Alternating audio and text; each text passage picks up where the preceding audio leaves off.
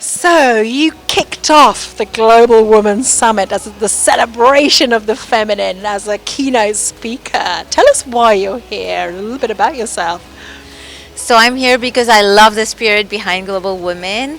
It's empowering women, giving them a mic, and it's about global, taking it globally. And I'm a global woman. I'm Lebanese. I was raised in Paris, have been living in New York City for more than 20 years, and I speak all over the world. So I'm definitely a global woman. So I meet the energy of the space and I love it.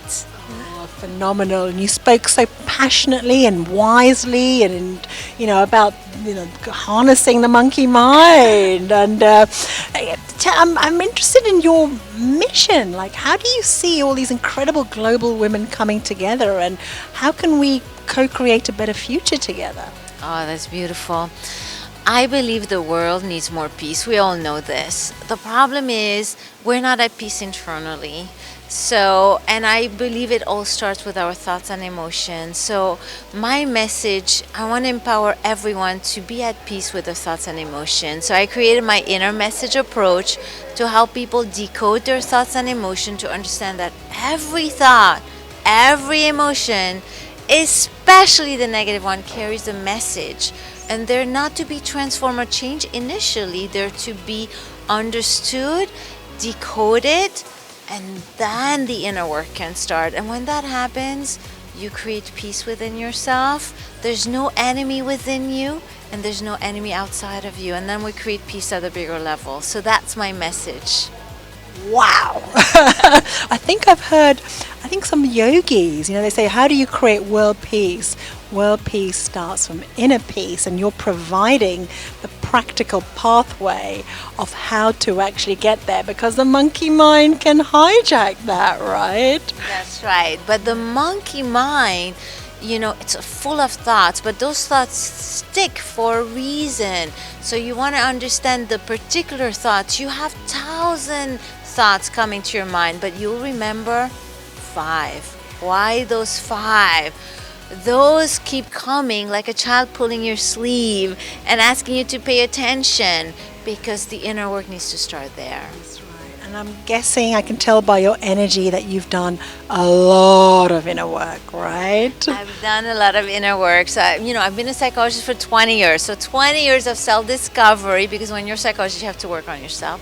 And I have studied traditional Chinese medicine under a grandmaster for 12 years. So I practice Qigong, I practice medical Qigong. So energy, body, mind, spirit, and psychology, East meets West is my specialty. So this is the magic, because sometimes people only work on this, right? And that's just the software. Sometimes that people only work on this, and that's the spiritual bypass.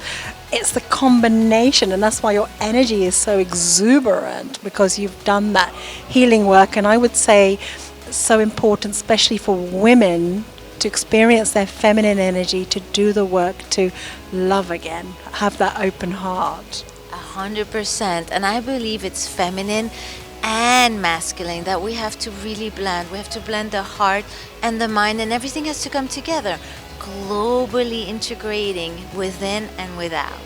Absolutely. And what's lovely about Global Women is it's Morella and Ian who are coming together as radical loving role models, and it's love fueled. What's your view on love? Love comes from within. The problem is we think love is tender, soft, warm. And so we can identify love when we see that way.